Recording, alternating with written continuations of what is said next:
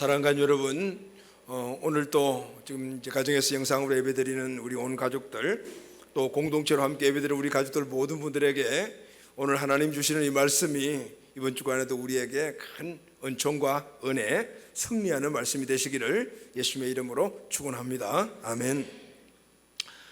스가랴서에 나타난 이 회복과 재건에 대한 메시지를 우리가 함께 나누고 있습니다.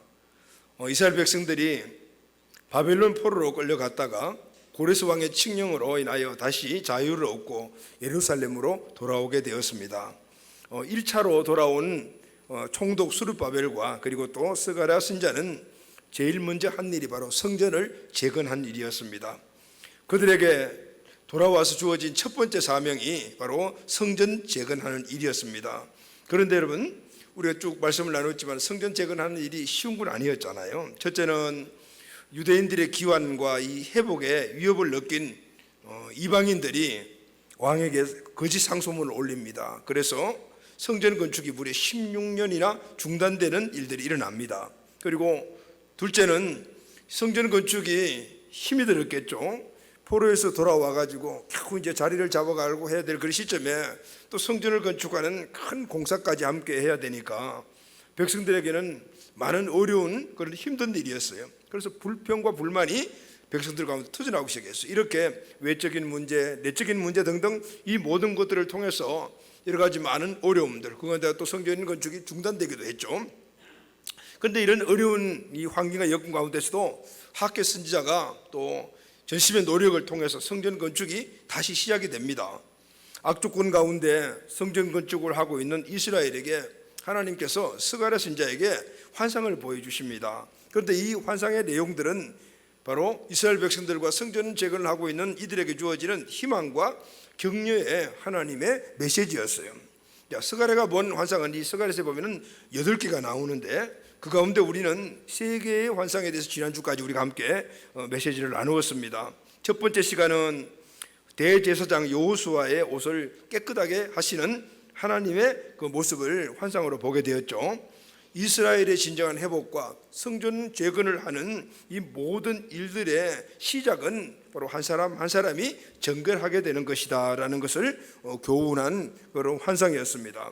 두 번째는 7 금잔대와 그리고 2 감람나무의 환상에 대해서 우리가 함께 나눴죠. 성전을 다시 재건하고 이스라엘이 다시 회복되는 그 모든 일들은 사람의 힘으로 하는 것이 아니다, 바로 성령의 능력으로만 가능한 것이다. 할렐루야. 그것을 바로 말씀을 해주신 메시지였어요. 또 세 번째 시간, 지난 주간에는 날아가는 두루마리 환상을 함께 나누었습니다. 두루마리는 하나님의 말씀을 상징하는 것이고, 이 말씀이 두루마리가 날아가는 곳이 어디였죠? 거짓말하고 도둑질하는 사람이 집으로 들어갔는데, 그것은 바로 그 당시로서는 성전 건축을 방해하고 불편하고 원망하는 그런 분류의 사람이었지만, 실제적인 것은 바로 모든 죄 안에 살아가며 그리고 죄의 노예로 살아가 구원 없는 자들에게 하나님의 복음의 말씀이 갔을 때 그들의 심령을 변화시키는 것이다 라는 그런 메시지를 함께 나누었고, 이 두루마리가 계속해서 날아가는 것은 바로 성교지향적인 성도와 교회가 되어라 라는 것을 우리가 함께 교훈 나누었습니다. 하나님께서 이렇게 스가랴에게 보여준 모든 환상들이 8가지인데 이 환상 8가지를 다 나누려고 생각하다 보니까 이 환상의 내용들이 또 이렇게 은유적으로 표현되어 있기 때문에 그걸 다 풀고 하려면 좀 어려울 것 같고, 이런 부분도 그래서 전체적으로 우리가 나눈 3가지가 이 8가지 환상의 아주 대표적인 것이라고 생각을 하면 되죠. 이렇게 스가랴에게 보여주시는 모든 환상들은 당시 이스라엘 민족에게 주신 것이고 또 성전 건축 중에 있는 백성들과 지도자에게 주신 것인데 바로 격려와 소망의 메시지였습니다. 할렐루야. 이 메시지는 현재 오늘 살아가는 우리들에게도, 하나님의 백성인 우리들에게도 주신 메시지죠. 왜냐하면 이 메시지의 모든 결론들이, 이 환상의 결론들은 다 예수님입니다. 그리고 또 그 예수님이 바로 성전이라는 사실을 말하고 있고, 이 성전은 바로 신약시대 때 바로 교회를 상징하는 것이기 때문입니다. 그래서 이 메시지는 결국은 오늘 이 시대 우리에게 주신 메시지고, 또 이 말씀은 우리에게 주신 우리의 삶의 신앙생활, 교회생활, 또 교회 우리 관계 등등을 말씀해 주시는 메시지라고 말할 수가 있습니다. 오늘 또 우리는 개인이든 교회든 어떤 이 살아가는 환경 속에 여러 가지 많은 어떤 그 환경들이 오늘 이스라엘 백성들과 같이 침체되어 있고 어렵고 이런 환경들이라고 말할 수가 있죠. 이 말씀의 메시지를 우리가 잘 깨달으면은 오늘 이 모든 상황 속에서 우리는 다시 재건하고 회복하는 그런 은혜의 역사가 있게 될 줄로 믿습니다. 아멘. 자, 그러면 오늘은 8개의 환상 가운데서 마지막 결론이라고 말할 수가 있는데, 또 어떤 신학자들은 오늘 본문 말씀을 9번째 환상이다라고 말하기도 합니다. 어쨌든 간에 오늘 본문은 성전 재건 그리고 또 이스라엘 백성들의 그 회복, 이 전체적인 이 부분의 결론이다라고 말할 수가 있습니다. 쉽게 말하게 되면은 오늘 이 성전 재건을 계속 하고 있는 과정 속에서 오늘 이 환상 마지막 9번째 이 환상을 보게 되는데, 그러면은 성전이 궁극적으로 주는 의미가 무엇인가? 여러분, 지금 이스라엘 백성들이 포로에서 돌아와 가지고 짓고 있는 이 성전을 나중에 스룹바벨 성전이라고 칭함을 받습니다. 그리고 제2성전이라고도 이야기를 해요. 그런데 이 스룹바벨을 중심으로 했던 제2성전도 솔로몬이 세운 제1성전처럼 영원하지 못했습니다. 솔로몬이 지은 제1성전은 바벨론에 의해서 다 무너졌잖아요. 그런데 이 스룹바벨과 함께 지은 제2성전도 그렇게 오래 가지 못해서 로마에 의해서 다 허물어져요. 자, 그래서 여러분, 오늘 우리는 이 본문 말씀과 이 전체적인 이 환상을 통해서 알아야 될 것이 이겁니다. 가장 중요한 이 주제가 성전 재건인데, 그러나 중요한 것은 성전의 진정한 의미는 건물이 아니다. 아멘. 성전이 의미하는 그리스도께 초점이 맞춰진다. 이것을 우리에게 교훈해 주고 있는 거예요. 그래서 여러분, 우리는 오늘 말씀을 쭉 읽어보게 되면 이 스가랴 선자는 이 메시아 예수님을 이 성전과 연결시켜서 이야기하고 있는 것을 볼 수가 있습니다. 다시 말하면 성전이 예수님이다. 아멘. 성전이 예수님이다. 이 성전은 신약 때에 와서 교회를 의미하지 않습니까? 이스라엘의 믿음과 신앙의 중심이 성전이듯이 오늘 신약 시대에 우리 성도들의 믿음과 신앙의 중심은 교회다라는 것을 우리에게 교훈해 주고 있는 것입니다. 그래서 여러분, 오늘 우리는 이 성전 재건의 마지막 결론과 같은 오늘 이 환상, 이 말씀을 통해서 우리가 어떻게 신앙생활을 해야 될까, 그 신앙의 기준을 어디서 찾아야 되는 것인가, 그것이 바로 교회다라는 사실을 말하고 있고, 이 교회가 주는 그 의미가 우리 신앙생활에서 어떤 의미인가, 이것을 우리가 어떻게 실천할 것인가, 이 말씀을 우리가 오늘 본문에서 얻어야 되는 중요한 교훈입니다. 오늘 이 말씀을 통해서 다시 한 번 더 우리의 신앙과 믿음이 든든히 서가게 되기를 예수님의 이름으로 축원합니다. 아멘. 동기야, 나 앞에서 막 그냥 자고 일어서서 뒤에가 있어. 알았니? 그래야지 안 졸리지. 맨 앞에서 이렇게 막 자고 있으면은 뒤 사람들이 따라서 그냥 졸게 돼 있어. 멋있지? 자, 그러면은 본문에서 이제 우리가 한번 그 말씀을 한번 찾아보도록 할게요. 본문에 보게 되면은 싹이라는 말이 나와요. 싹이라는 말이 나오는데 12절이죠. 12절 말씀 보면은 말하여 이르기를 만군의 여호와께서 말씀하시되 보라, 싹이라 이름하는 사람이 자기 곳에 돋아나서 여호와의 전을 건축하리라 그랬죠. 이게 싹이라는 말이 나와요. 근데 옛날 성경에는 순이라는 말로 그렇게 기록이 되어 있습니다. 여러분, 씨앗을 뿌려 놓게 되면은 봄이 되게 되면은 그 씨앗이 땅에서 썩어서 뾰족하게 생긴 이 잎이, 연한 잎이 지면을 뚫고 올라오잖아요. 이 지면을 뚫고 올라온 이 잎을 바로 순, 싹이라고 이야기를 해요. 자, 이 순싹이라는 이 말은 구약 예언서에서 여러 곳에 나옵니다. 제가 이 싹 이야기를 하다가 좀 지금 액센트를 많이 두잖아요. 그런데 조금 지나면은 이 싹이 싹으로 바뀌어질 거예요. 발음이 그래가니까 싹 하더라도 싹이구나 이렇게 아셔야 되는 거예요. 자, 그럼 순싹이라는 말이 구약 예언서에 여러 곳에 나와요. 그럼 이 순싹이라는 것이 뭘 이야기하는 걸까요? 이사야 4장 2절 말씀을 보면은 그날에 여호와의 싹이 아름답고 영화로울 것이요. 그날이라는 말이 나오고 싹이라는 말이 나오잖아요. 이사야 선지자가 그렇게 말했어요. 이사야 선지자가 말하는 또 다른 예언서에도 마찬가지예요. 그날, 예언서에 나오는 그날이라는 이 말은 메시아가 오는 때, 시기, 이것을 이야기를 해줘요. 그리고 싹이라는 말은 이스라엘 백성들이 막 기다리던 메시아를 이야기를 해요. 지금 이사야 선지자가 이사야 4장을 기록할 때 이때가 주전 750년, 예수님이 오시기 750년 전이에요. 이사야는 그 메시아가 이 땅에 오신다. 그리고 그 오신 분이 어떠냐면 아름답고 영화로울 것이다. 근데 그 이름이 싹이다, 순이다, 이렇게 지금 기록을 하고 있어요. 그리고 또 이사야 53장 2절도 말씀 보면은 동일한 내용이 나옵니다. 그는 주 앞에서 자라나기를 연한 순 같고 마른 땅에서 나는 줄기 같아서 고운 모양도 없고 풍채도 없은즉 우리가 보기에 흠모할 만한 것이 아름다운 것이 하나도 없다. 이렇게 여기도 보면 순, 줄기 이런 말이 나오는데 모두가 다 장차 오실 메시아를 이야기를 합니다. 그런데 이 말은 이사야에서만 나오는 것이 아니고 에레미야서에도 보면 나와요. 에레미야서 23장 5절 말씀을 보면은 이렇게 기록이 되어 있습니다. 나 여호와가 말하노라 보라 때가 이르리니 내가 다윗에게 한 의로운 가지를 일으킬 것이라 그가 왕이 되어 지혜롭게 행사하며 세상에서 공평과 정의를 행할 것이다. 여기 이제 가지라는 말이 나오잖아요. 이 순, 싹, 가지 이 말들은 모두가 다 메시아를 의미하는 거예요. 또 에레미야 33장 15절 말씀 보면은 그날에 그때 내가 다윗에게 한 의로운 가지가 나게 돼. 다윗 가문에 이 다윗 족보에서 한 가지가 나온다는데 그가 이 땅에 공평과 정의를 실행할 것이라. 이 에레미야 선자는 이사야 선자보다 약 100년 후 사람이 주전 650년경에 활동했던 선자인데 이분들이 다 지금 누구를 이야기를 하고 있어요? 에레미야에서나 아니면 이사야 선자가 다 표현하고 있는 이 가지, 순, 싹 모두 메시아를 말하는 앞으로 메시아가 올 것이다. 그래서 여러분 이 이사야서나 에레미야서뿐만 아니고 예언서 전체를 보게 되면은 예언서 전체에 모든 결론이 어디에 맞추냐면은 바로 그때 순, 싹, 가지에 맞춰져요. 다시 말하면은 메시아가 온다, 종말의 때 오게 된다. 그리고 그 메시아의 특성이 뭐냐면은 순, 싹, 가지라는 거예요. 순, 싹, 가지라는 거예요. 이게 순, 싹, 가지를 어때요? 올 때는 아주 조그만하잖아요. 그런데 이 가지가 되게 되면 아주 메마르잖아요. 그런데 나중에 그 가지가 쭉 크게 되면 그래서 엄청나게 많은 열매가 맺어지는 거예요. 바로 메시아가 그런 메시아는 처음에 이 순과 싹과 같이 정말 아주 연약하지만은 그러나 점점 그것이 확대가 될 때는 나중에 엄청 큰 나무, 엄청나게 이 큰 나무의 가지에 엄청나게 많은 열매를 맺는 바로 그 역할을 이야기를 하고 있는 것이죠. 그래서 서가랴서에도 보게 되면 지금 나오는 이 싹순이라는 이 말은 바로 이 예언서의 배경을 두고 이 서가랴 선자가 본 것을 알 수가 있어요.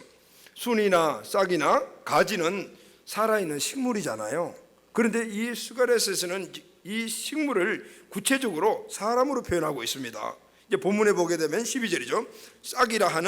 싹이라 이름하는 사람이 이거죠. 이제 가지, 순, 싹으로 표현했던 이 비유의 모습들이 스가랴서에 와가지고는 사람으로 표현을 하고 있어요. 자, 그러면 그 사람이 누구죠? 바로 메시아를 말하는 겁니다. 구약에서 말하는 메시아는 신약에 오면은 바로 예수님을 말씀하잖아요. 여러분, 예수님은 사람들에게 싹이나 순, 이 메마른 가지처럼 정말 보잘것없게 보였어요. 그리고 사람들이 볼 때 흠모할 만한 것이 없었다 그 말은. 이미 이사야 선지자가 그렇게 이야기를 했습니다. 예수님이 이 땅에서 태어났을 때 예수님이 메시아라고 생각한 사람들은 한 사람도 없었어요. 그래서 멸시받고 나중에 십자가에서 버림까지 받았잖아요. 그런데 여러분, 이렇게 사람들에게 인정받지 못하고 사람들에게 멸시받고 십자가에 버림받기까지 하셨지만은 그러나 대대적인 반전이 일어납니다. 그 반전이 무엇이죠, 여러분? 예수님이 십자가에 죽으시고 그리고 3일 만에 부활하시자 놀라운 역사가 일어났습니다. 그런데 이 놀라운 반전은 그냥 우연하게 갑작스럽게 일어난 것이 아니고 이미 이사야 선지자를 통해서 예언된 말씀이었습니다. 이사야 53장 13절에 보면은 보라 내 종이 형통하리니 밭들은 높이 들려서 지극히 존귀한 자가 되리라 그랬어요. 흠모할 만한 것도 없고 사람들에게 있어서 버림받을 정도로 순이나 가지나 이런 존재로 보였던 예수님이 어떻게 해요? 형통해지고 높이 밭들어 올려지고 지극히 존귀한 자가 되었다라는 거예요. 어떻게 이런 일들이 일어났을까요? 예수님의 부활의 증거입니다. 할렐루야. 예수님이 죽었다가 부활하셨잖아요. 사람들이 그때, 제자들이 그때 예수님의 실체를 알게 되었습니다. 아, 예수님은 그냥 인간 메시아가 아니고 바로 하나님이셨구나. 그 사실을 알게 됐을 때 그들이 예수님을 보는 그런 시각과 태도가 달랐을 뿐만 아니라 또 예수님은 지극히 하나님으로부터 높이 존귀함을 받게 하여 하늘나라의 보좌에 앉게 되는 이런 역사가 일어나게 됩니다. 지금은 이 예수님은 우리가 믿는 바로 하나님이시요 우리의 주권자십니다. 할렐루야. 오늘 이 사실이 쭉 구약 성경에 에어서에 나와 있고 싹이라는 말로 표현하고 있는 것을 볼 수가 있어요. 자, 그런데 이 스가랴 선지자는 메시아이신 이 예수님, 이제 구약에 나와 있는 이 메시아이신 예수님을 성전하고 연관시켜서 오늘 우리에게 교훈을 하고 있습니다. 그 당시가 지금 막 성전이 막 재건되고 있었잖아요. 그때 그 성전을 재건하는 그 과정 속에서 이 예수님과 메시아와 성전을 연결시키면서 오늘 이 시대 살아가는 우리들에게 오늘 이 교회 그리고 또 성도들의 이런 모습들이 무엇인가, 어떻게 살아가야 될 것인가 하는 것을 우리에게 교훈해 주시고, 이건 또 우리에게 어떻게 소망이요 희망이며 우리에게 비전이 되는 말씀이에요. 할렐루야. 아멘. 자, 오늘 스가랴가 성전과 비교했을 때 우리에게 주신 교훈이 세 가지입니다. 첫째는 세우시고, 누가요? 바로 메시아가 성전을 세우신다. 그리고 메시아가 성전을 다스리신다. 세 번째는 메시아가 성전을 보내신다. 이 세 가지가 오늘 본문에 나와 있는 중요한 내용입니다. 오늘 이 말씀을 통해서 우리 교회, 우리 모든 가족들 함께 내 역할, 우리 교회 역할, 우리 또 교회와 우리 관계가 어떤 관계를 잘 깨닫고 하나님 주시는 이 말씀의 풍성한 은혜를 꼭 누리게 되기를 바랍니다. 아멘. 자, 그럼 첫 번째, 오늘 이 본문 말씀에서 이 성전과 예수님을 연관시켰으면서 하신 일이 있어요. 바로 이 성전이 누구냐면 싹이라는 말이 나오잖아요. 이 싹이 성전을 건축했다라고 말합니다. 다시 말하면 이 말씀은 현 시대 우리에게 대입을 하고 교훈하면은 예수님이 교회를 세우셨다 이 말씀. 할렐루야. 아멘. 자, 스가랴서 6장 12절 봅시다. 12절 말씀을 보면은 말하여 이르기를 만군의 여호와께서 이같이 말씀하시되 보라, 싹이라 이름하는 사람이 자기 곳에 돋아나서 여호와의 전을 건축하니라 그랬죠. 누가 여호와를 건축했다고요? 싹이라는 이름하는 사람이 자기 곳에서 돋아나서 여호와의 전을 건축하리라 그랬어요. 주전 537년에 바사왕 고레스가 자유론을 선포했어요. 그때 총독 스룹바벨과 학개 등 수많은 이스라엘 백성들이 예루살렘으로 자유함을 입고 돌아오게 되었습니다. 이 첫 번째 돌아온 것은 1차 포로 귀환이라고 말하잖아요. 그런데 오자마자 성전 건축을 시작했잖아요. 그런데 다른 연관된 이 성경 말씀에 보게 되면은 당시 성전을 건축할 때 이 건축위원회 명단이 나오는데 건축위원장이 누구인가 하면은 스룹바벨이에요. 총독이니까. 유대인 총독이잖아요. 스룹바벨이 건축위원장, 건축위원들은 각 지파의 장로님들, 그리고 학개, 스가랴 이 두 분은 영적 지도자라서 이 건축위원이었어요. 그러니까 포로로 돌아와서 모든 사람들이, 모든 돌아온 백성들이 모두가 다 성전 건축에 참여했다고 말해요. 16년 동안 중단됐지만은 다시 시작되고, 그래서 함께 힘을 합해가지고 성전 건축이 완료되었습니다.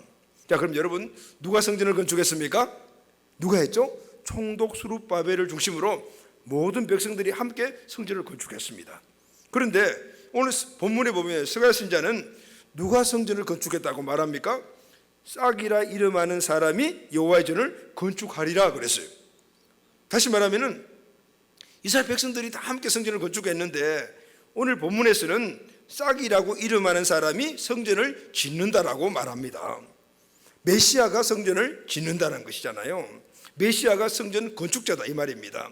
자, 여러분 오늘 이 말씀은 이 스룹바벨 성전을 메시아가 지었다라는 그런 말씀이 아니에요.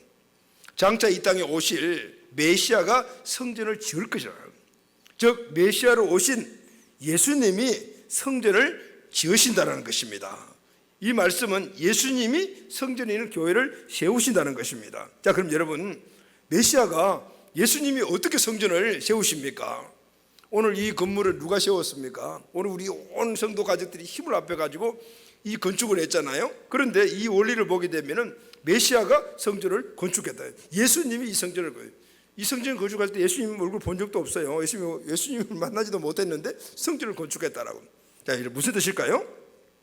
메시아가 예수님이 성전을 건축했다라는 이 말은 바로 교회를 세웠다. 이 말은 바로 구원받은 우리를 지칭하는 말. 할렐루야. 아멘.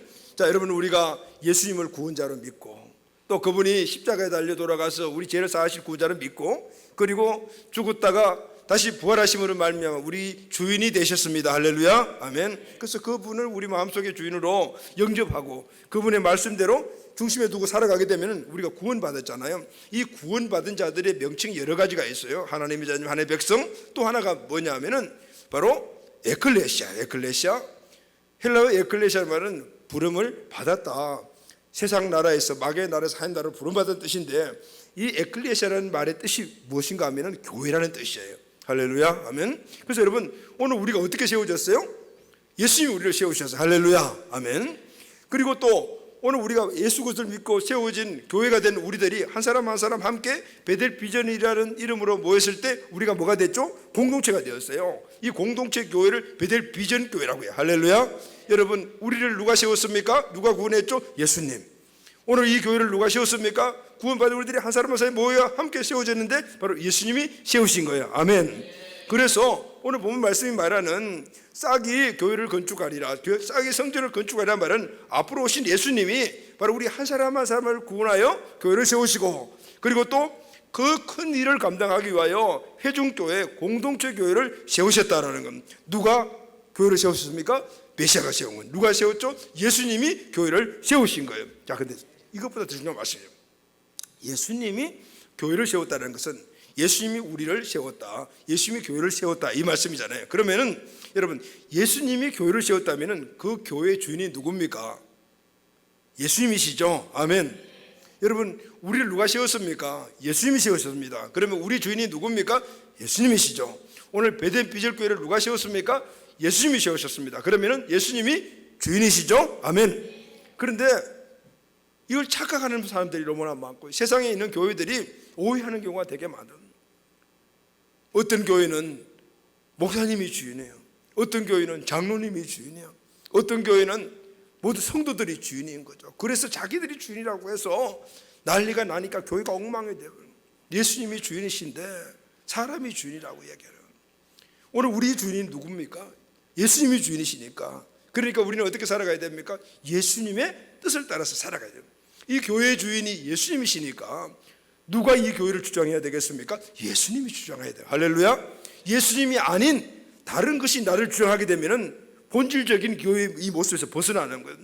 교회의 주인이신 예수님이 교회를 주장해야 되는데 사람이 주장하거나 아니면 프로그램이 주장하거나 어떤 재정이 주장한다면 그때 교회가 문제가 일어나는 것이죠. 여러분 예수님이 교회의 주인이십니다. 아멘. 우리가 예수님이 바로 예수님이 우리를 세우실 때 우리의 주인도 예수님이신 거예요. 그렇습니다. 여러분 교회를 세우신 분은 예수님이시며 그래서 그분이 교회의 주인이 되십니다. 예수님이 가이사랴 빌립보에서 베드로에게 이렇게 말씀했잖아요. 마태복음 16장 18절 말씀 보면은 또 내가 내게 이르노니 이르는 베드로라 이 반석 위에 내 교회를 세우리니 음부의 권세가 이기지 못하리라. 그래서 교회를 어떻게 세우냐면은 바로 베드로의 신앙 고백 가운데 세운다. 주는 그리스도시요 살아계신 하나님의 아들이십니다. 바로 예수님이 구원자요 내 삶의 주인이십니다라는 고백을 통해서 바로 거기가 교회가 세워지다니까 그 자체가 교회라 그 말. 그래서 신앙 고백의 터 위에 교회를 세운다. 그런데 이 말씀 가운데 보면은 두 가지 뜻이 들었어요. 첫째는 예수님이 내 교회라고 했어요. 자, 교회가 누구예요? 예수님이 세웠기 때문에 예수님이 주인인 바로 교회의 주인 되신다. 그래서 예수님의 뜻을 따라가야 돼요. 주인의 말을 따라가야 되잖아요. 두 번째는 세우리라 그랬어요. 세우리라. 내 교회를 세우리니 그래요. 세우리라. 이 세운다는 말은 처음으로 만든다는 뜻입니다. 다시 말하면 보수하거나 리모델링 하는 게 아니고 무에서 유를 만드는 거예요. 그리고 또 이 말씀 안에 문법적으로는 미래형입니다. 앞으로 계속해서 세워간다. 또 이 말 안에는 의지도 들어 있습니다. 반드시 세운다. 반드시 계속 세운다. 무너지면 또 세운다. 무너지면 또 세운다. 또 세운다. 또 세운다. 다시 말하면 교회는 항상 서 있어야 된다. 할렐루야. 아멘. 이 교회 속성을 말하는 것. 교회 자체의 속성은 절대 넘어질 수가 없다. 왜냐하면 예수님이 주인이시기 때문에. 아멘. 절대로 무너지지 않는다는 거예요. 또 이 말씀은 개인의 교회인 우리도 마찬가지예요. 여러분 우리는 절대 넘어지지 않습니다. 할렐루야. 넘어지면 일어나는 거예요. 아멘. 여러분 잠언서의 의인을 어떻게 정의했습니까? 7번 넘어져도 일어나는 사람이 의인이라 그랬어요. 왜냐하면 오늘 우리에게는 하나님 믿는 믿음이 있기 때문에. 그래서 우리는 실패할 수가 없어요. 절대로 넘어질 수가 없는 거예요. 넘어지더라도 일어난다면. 교회도 마찬가지고 그 속성상 예수님이 주인이기 때문에 절대로 무너지지 않는다는 거예요. 무너지면 일어나고 무너지면 일어나고 무너지면 일어난다는 거예요. 교회 역사를 보면은 그 모습을 알 수가 있어요. 여러분 초대교회가 막 부흥하다가 여러 가지 많은 핍박으로 거의 무너져 가고 있었잖아요. 그런데 주님은 이 어거스틴이라는 기관 일꾼을 세워가지고 무너진 교회를 다시 이렇게 세우셨어요. 유럽 교회가 십자군 전쟁, 페스트 온역, 100년 전쟁으로 막 무너져 갈 때 또 주님은 이 프란시스코라는 성대를 들어서 그 교회를 커다랗게 세워요. 중세 교회가 교황권의 탈락, 베드로 성당 건축, 성물 순봉으로 막 무너져 갈 때 주님이 마틴 루터와 종교 개혁자들을 통해서 다시 교회를 세우셨잖아요. 종교 개혁의 부흥이 막 열기가 일어나다가 점점 사라져 갈 때 주님은 19세기에 경건주의 부흥 운동으로 다시 일으켰어요. 이 부흥의 끝자락에서 은혜 받은 사람들이 다 선교사로 현신하는 놀라운 역사를 일으키셔요. 그리고 그 선교사들이 온 세계를 다니면서 교회를 세우는 이런 역사가 일어났어요. 그런데 또 19세기 들어와 가지고는 교회가 정말 엄청난 외적인 공격을 받아요. 그 공격이 뭐냐면은 인본주의예요. 그 인본주의 사상이 19세기에 일어났던 그런 그 계몽주의에서 시작된 인본주의 사상이 그때는 이 개인주의로 바뀌어졌잖아요. 그러니까 이 개인주의가 교회에 들어와서 편의주의로 바뀌어지면서 교회의 원래 본질적인 모습이 막 해석이 되고 교회 안에서도 자기 마음대로 신앙생활을 하고자 하는 이런 일들이 막 일어나면서 교회가 이 속수무책으로 막 주저앉아 버리기 시작을 했어요. 그래서 여러분 이런 이성주의가 제일 먼저 발달한 유럽을 보세요. 지금 유럽은 그 교회가 완전 풍지박산이 되었다. 예전에 그렇게 부흥했던 교회들이 다 문을 닫고 완전히 박물관이 되어가다시피 이런 상황이 돼요. 지금 막 부흥했던 미국 교회들, 우리나라 교회들이 어떻게 보면 점점 화석화되어가는 이런 모습들을 우리가 보면서, 그런데 여러분 주님은 교회를 절대 무너지게 하지 않죠. 주님은 제2의 종교개혁이라는 이 초대교회를 회복하는 이 셀교회 운동으로서 지금 교회를 새롭게 만들어가고 계십니다. 할렐루야, 아멘. 그렇습니다. 여러분, 교회가 무너질 수 없는 것은 주님께서 내가 내 교회를 세우라고 말씀하셨기 때문입니다. 예수님이 교회를 세우셨습니다. 그리고 지금도 예수님이 세우고 있습니다. 그 주님이 세우신 교회는 절대 무너지지 않는 거예요. 할렐루야, 아멘. 자, 그럼 여러분, 교회는 누가 세웠습니까? 예수님이 세우셨습니다. 두 번째는 오늘 본문 말씀에 보면 이 싹이 성전을 다스린다라고 말합니다. 오늘 신약시대에 우리에게 적용을 하게 되면 예수님이 교회를 다스린다라는 것입니다. 예수님이 교회의 주인인데 주인으로서 다스리는 거죠.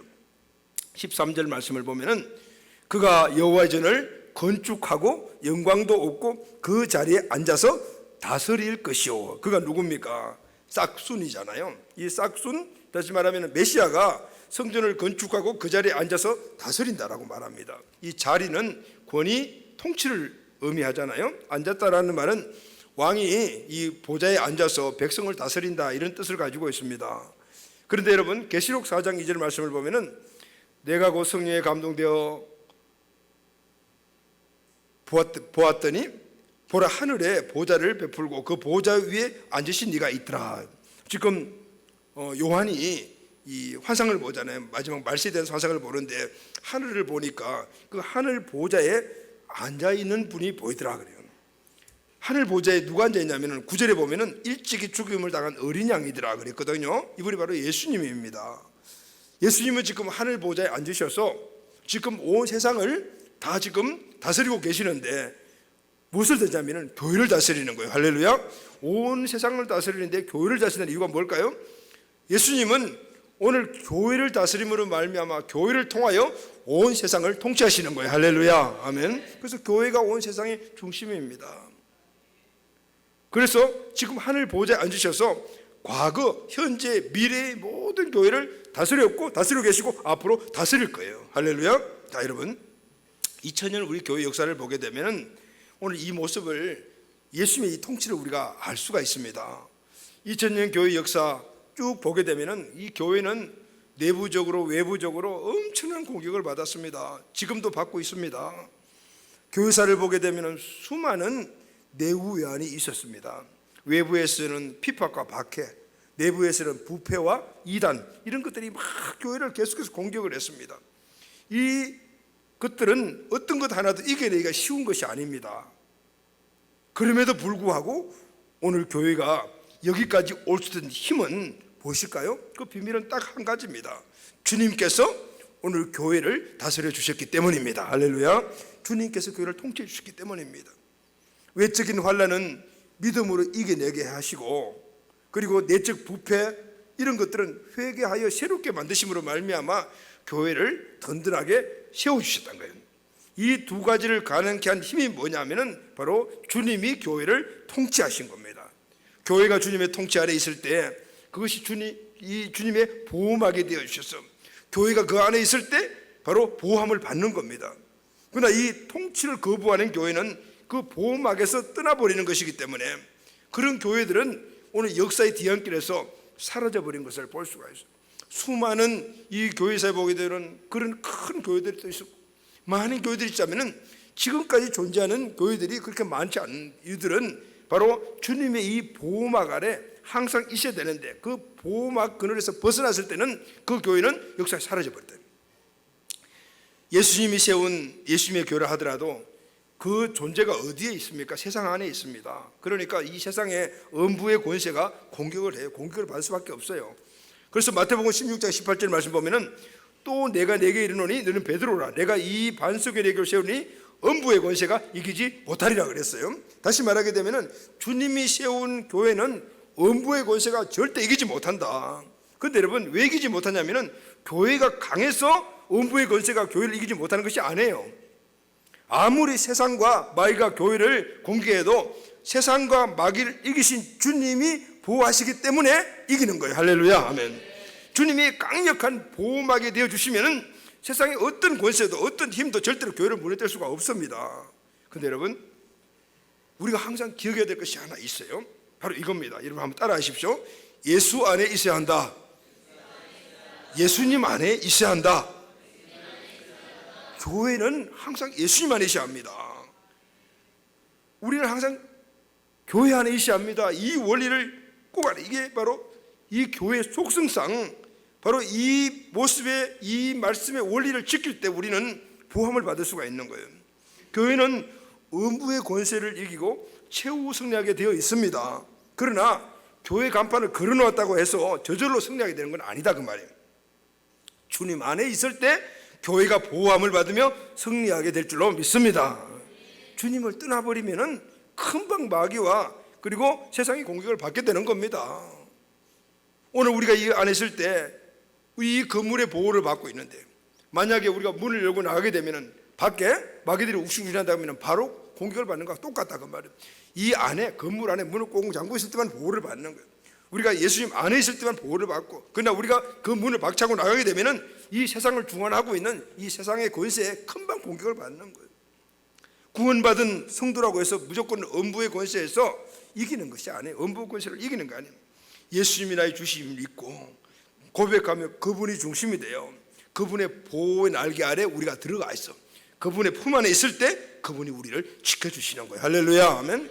지켜주시는 게 아니라 그냥 보호함을 저절로 받게 되는 거예요. 그러나 그래서 떠나버리게 되면은 그 보호함의 보호막이 거쳐져 버리는 거예요. 그러면은 바로 이 세상에 노출돼 버리게 되면은 기다리고 있는 그냥 이 마귀의 권세에서 금방 공격을 받고 나가 떨어지게 되는 거죠.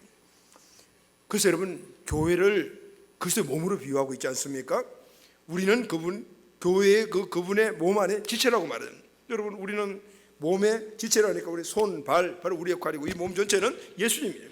머리가 예수가 있어요. 이 손은 몸에 붙어 있을 때 제 역할을 감당하는 거예요. 발도 마찬가지잖아요. 그런데 손이 떨어져 나갔어요. 발도 떨어져 나갔어요. 여기 붙어 있기 싫다고 해서. 그러면 어떻게 됩니까? 혈액순환도 끊겨버리죠. 신경도 끊겨버리죠. 모든 영양분 끊겨버리죠. 손은 금방 썩어 없어지는 거예요. 그분의 보호 아래 있을 때 우리는 혈액을 공급받고 은혜를 공급받고 능력을 공급받고 축복을 공급받음으로 말미암아 온전한 건강의 몸의 한 지체로서의 그 역할을 감당하는 거예요. 믿습니까 여러분? 아멘. 오늘 누가 교회를 다스립니까? 누가 우리 성도를 다스립니까? 예수님이 다스리시는 거예요. 그래서 우리는 그분의 통치 아래 있을 때 진정한 보호하심을 받을 수가 있는 것입니다. 지난번 기독교 신문을 보다 보니까요, 간증한 내용 가운데 이런 이야기가 나와 있습니다. 어떤 목사님은 성도들이 집에 신방을 가시면은 어떻게 잘 지내셨어요? 건강하십니까? 뭐 등등 이런 것을 먼저 물으시지 않고 제일 먼저 묻는 질문이 이거랍니다. 이 집에 그리스도께서 사십니까? 이렇게 묻는다고 그래요. 왜 다른 안부라든가 이런 기타 질문에 대해 그런 걸 묻지 않고 그 질문을 하십니까? 라고 이렇게 물었더니 예수님이 이 집에 계시고 주인 되신다라면은 다른 것을 물어볼 필요가 없습니다 라고 해서 조금 이해가 되더라고요. 왜냐하면 주님이 다 이루어 주시기 때문입니다. 사랑하는 여러분, 여러분의 가정에 그리스도가 주인이십니까? 우리 교회에 그리스도가 주인이십니까? 내 중심에 그리스도가 중심되어서 주인 되십니까? 아멘. 아멘이라고 이런 대답하시다면은, 그렇다면은 그리스도가 우리 가정을 다스려 주시고 그리스도가 우리 교회를 다스려 주시고 그리스도가 우리를 다스려 주십니다. 그러면은 그리스도의 보함을 받게 될 줄로 믿습니다. 어떤 엄부의 권세도 절대로 우리 가정을, 우리 개인을, 우리 교회를 넘보지 못하고 공개하지 못하며 넘어뜨리지 못하게 됩니다. 믿습니까 여러분? 아멘. 이 은혜들이 우리 모든 가족과 우리 교회와 우리 개인에게 있게 되기를 바랍니다. 아멘. 자, 마지막으로요, 싹이 이 성전을 세상에 보낸다라고 말합니다. 다시 말하면은 예수님이 교회를 세상으로 보낸다는 그런 의미거든요.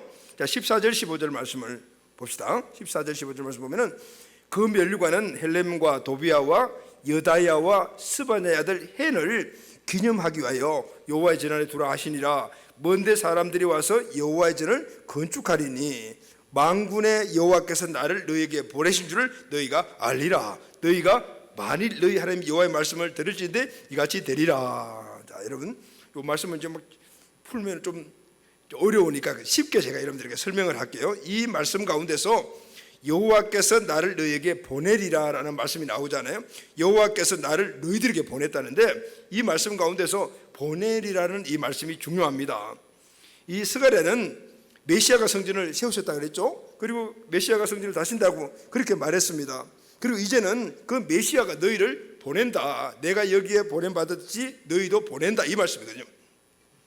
자, 이 말씀은요, 지금 이 스가랴서가 기록될 당시 시대적 상황을 보게 되면 이해가 잘 안 되는 말씀이에요. 왜냐하면요, 이 스가랴 시대는 70년 바벨론 포로에서 돌아와서 성전을 건축하면서 근근히 살아가고 있는 그런 시기였어요. 70년이나 바벨론에서 포로 생활을 했으니까 죽을 고생을 하고 돌아왔잖아요. 겨우겨우 살아서 돌아왔는데 또 와가지고 첫 번째 한 일이 힘들게 성전을 건축하고 있는 거예요. 이 성전을 힘들게 건축하고 있는데 갑작스럽게 하나님께서 이렇게 말씀하신 거예요. 야, 너희들 성전을 건축하고 그리고 이곳에서 모여서 살지 말어. 지금 빨리 또 가. 이렇게 말씀을 하신 거예요. 지금 어렵게 성전을 건축하고 있는데 성전 건축하면은 여기서 성전 건축하고 난 다음에 중심에 살지 말고 또 가. 다른 데로 가. 이렇게 말합니다. 아마 이 말씀을 감동으로 받았던 스가랴는 그렇게 생각했을 것 같습니다. 야, 하나님 너무하신 것 아닙니까 이거. 포로에 들어와가지고 겨우 이제 성전을 지어가면서 건건히 정착하고 이제 살아가려고 하는데 또 가라니, 이런 생각이 들지 않겠어요? 그런데 오늘 이 성령의 감동을 받은 이 스가랴는 하나님이 말씀하시는 이 의미를 깊이 깨달았어요. 그래서 단호하게 선포하잖아요. 15절에 보면 만군의 여호와께서 나를 너희에게 보내신 줄 너희가 알아라, 이렇게 말합니다. 다시 말하면 내가 지금 너희에게 왔듯이 너희도 가거라, 이 말입니다. 가거라. 어디로 가라 그럽니까? 15절에 보면은 먼데 사람들이 가라. 먼데 있는 사람들에게 가라. 이게 먼데 있는 사람들을 누구를 가리킬 건가요? 이 공간적인 의미에서는 이스라엘과 멀리 떨어져 있는 이방 나라를 말합니다. 그리고 신앙적으로는 하나님과 멀리 떨어져 있는, 하나님을 믿지 않는 그런 사람들을 이야기하잖아요. 하나님의 뜻이 무엇인가 하면 지금 너희들은 성전을 짓고 여기 안주하지 말고 빨리 내가 너에게 보내는 곳으로 가거라라는 거. 가라거라. 다시 말하면 너희들이 처한 상황, 상태, 환경에 상관없이 너희들은 가야 된다, 이 말씀을 하고 있는 거예요. 상황이 좋아도 가고 상황이 좋지 않더라도 가거라, 이 말씀이거든요. 이 말씀은 지금 이 본문에서는 이스라엘에게 주신 사명의 회복을 말해요. 성전 건축의 그런 그 회복에서 끝나는 것이 아니고 그 성전 건축을 통해서 다시 너희들이 사명을 회복해야 된다는 것을 말씀하고 있는 거예요. 먼저 선택받은 하나님의 백성들이 해야 할 사명과 비전을 다시 한 번 더 상기시켜주고 있어요. 또 이 말씀은 장차 메시아 예수 그리스도가 다스리는 우리 교회, 우리 성도들에게 사명에 대한 이 우선순위와 중요성을 말씀을 해주고 있는 것입니다. 교회와 성도가 이루어야 할 선교적인 사명을 말씀하고 있는 것이죠. 그건 바로 교회를 세우라는 것. 그리고 교회 중심으로 살아라. 주님의 통치를 받고 살아라. 든든히 서라. 그 자리에 몸을 잊지 말아라. 가거라 이 말씀은 그때 내가 너희를 보호해주고 너희의 통치를 해주고 너희들의 삶을 지켜주고 보호해줄 것이다, 이렇게 말씀하고 있는 거예요. 그럼 여러분, 구체적으로 어디로 가라는 것일까요? 그러면 가서 뭘 하라는 것일까요? 오늘 본문 말씀 10절 말씀을 보면요, 지금 스가랴 선지자가 들어가는 집에 있는 사람들의 이름들이 나오잖아요. 근데 그 사람들이 누구냐면은 사로잡힌 자 가운데 바벨론에서 돌아온 헬데와 도비아와 여디아와 스바냐들 요새 집에 가니라 그랬어요. 여기 이 네 명의 사람들이 나오는데 이 사람들이 다 어떤 사람들이냐면은 사로잡힌 자들이었어요. 어디? 바벨론의 포로로 사로잡혀 가지고 바벨론 포로 생활을 했던 사람들이에요. 구체적인 명단이 네 명이 나오잖아요. 이 네 명은 돌아온 이스라엘 사람들의 전체적인 대표격 사람들이라고요. 그런데 여러분, 이 사람들 어떤 사람이죠? 포로로 갔었는데, 이스라엘 백성들이 포로로 끌려갔었는데 하나님의 은혜로 돌아오게 되었잖아요. 다시 말하면 오늘 지금 스가랴가 그 집에 들어간 이 사람들은 구원받아야 될 사람들, 그 지금 구원받은 사람들, 그리고 그 사람들에게 다시 이야기하는 내용은 너희들이 가라는 것은 너희들이 구원을 받았듯이 너희도 가서 구원받는 역사를 일으켜라, 이 말씀. 할렐루야, 아멘. 영적으로는 마귀에게 사로잡힌, 그리고 세상에 사로잡히고 죄로 살피는 자들에게 가거라는 겁니다. 그들에게 교회가 가라. 교회가 누구죠? 나잖아요. 또 우리 공동체 교회잖아요. 개인이 가고 그리고 또 공동체 교회가 가거라. 가서 하나님의 은혜를 전해라. 거기서 또 새로운 교회를 세우라. 다시 말해 구원해라. 구원받은 자를 세우라. 이 말씀을 하고 있는 거예요. 이것이 바로 이스라엘 공동체의 사명과 비전이었고 오늘 이 시대 교회와 우리 성도들에게 주신 사명과 비전이었던 거예요. 할렐루야. 이 성전 건축의 마지막 결론이 바로 여기에 맞춰져 있는 걸 볼 수가 있죠. 뉴질랜드의 복음주의자인 브라이든 매드웨이라는 목사님은요, 현대 교회를 이렇게 이야기를 했습니다.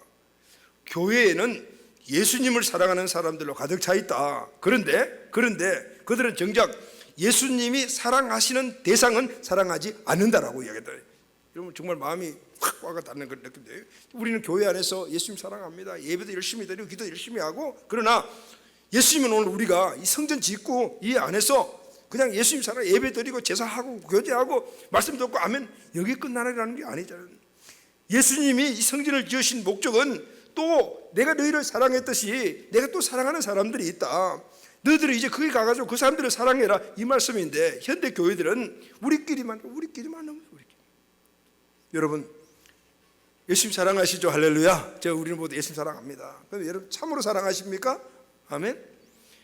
참 사랑은 어떤 사랑인가 하면은 내가 사랑하기 때문에 사랑하는 것이 아니고 내가 사랑하는 사람이 사랑하는 것을 사랑해야만이 그게 참 사랑인 거예요. 여러분, 우리가 예수님을 사랑하잖아요.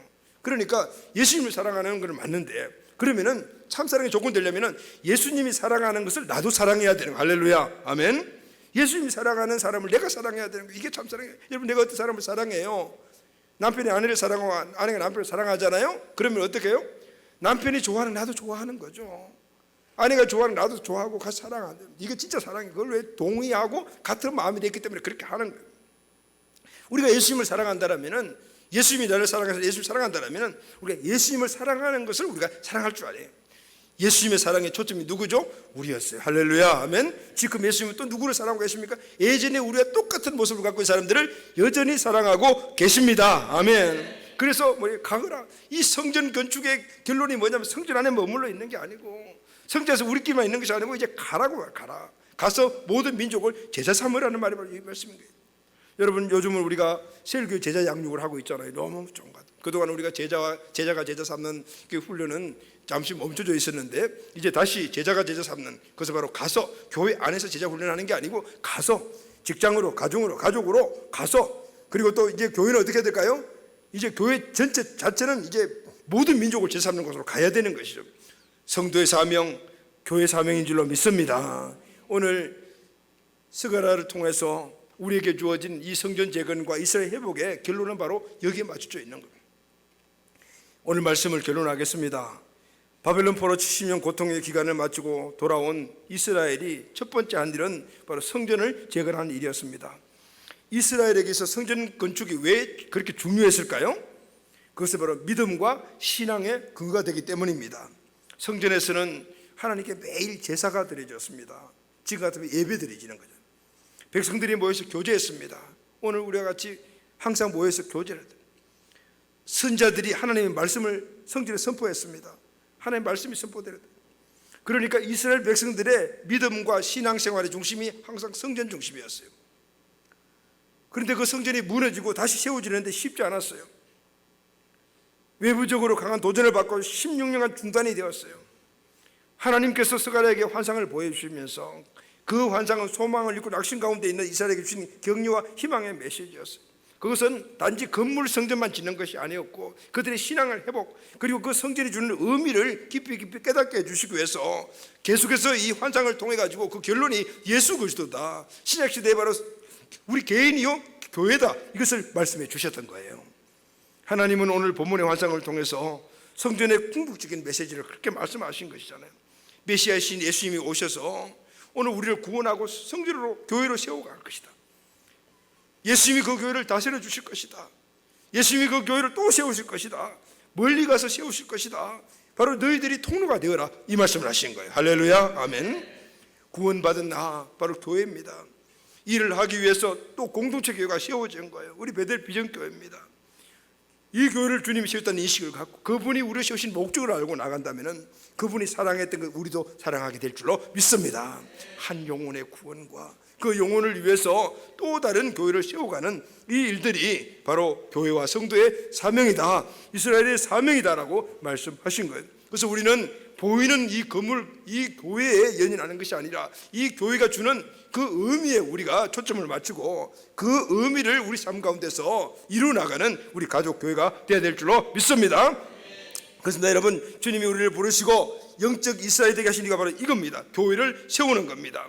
예수님이 주인 되어 다스리는 교회를 세우는 것입니다. 이것은 건축된 이 건축물을 이야기하는 것이 아니라 한 영혼을 세우고 그 영혼들이 함께 모여 또 베델 비전이라는 이 공동체를 세움으로 말미암아 계속해서 개인은 선교적인 삶을 살고 또 함께 모인 교회는 직접 나가서 다시 새로운 교회를 세우는 이런 은혜가 우리에게 주신 축복이요 교회의 진정한 의미입니다. 여러분, 우리 한 사람 한 사람 선교적인 삶이 되기를 바랍니다. 우리 교회는 일백 비전교회를 세우는 이 역사가 우리에게 주신 사명인 것이죠. 오늘 오후에 오는 현성원 대표는 바로 선교적인 이 삶을 산 그 젊은이의 대표적인 30대인데 정말 생각과 그런 그 사명과 이루어가는 걸 보게 되면 정말 부러워요. 우리 교회 청년들이 앞으로 이런 현성과 같은 그런 놀라운 그런 일꾼들이 일어날 줄 믿습니다. 오늘 오후에는 꼭 우리 부모 세대, 다음 세대 다 함께 와서 정말 하나님 축복하는 원리와 비결이 뭔가, 그리고 그 원리와 비결을 어떻게 했을 때 그 영향력이 넓어지고 그 축복이 넓어지는 번성번영의 복을 누리는가를 우리가 함께 꼭 도전받읍시다. 아멘. 자, 오늘 본문 말씀이 주는 성전의 진정한 의미를 우리 모두가 깨닫고 이 말씀 가운데 승리하고 복된 삶을 살아가는 우리 모두가 되시기를 예수 그리스도 이름으로 축원합니다. 아멘.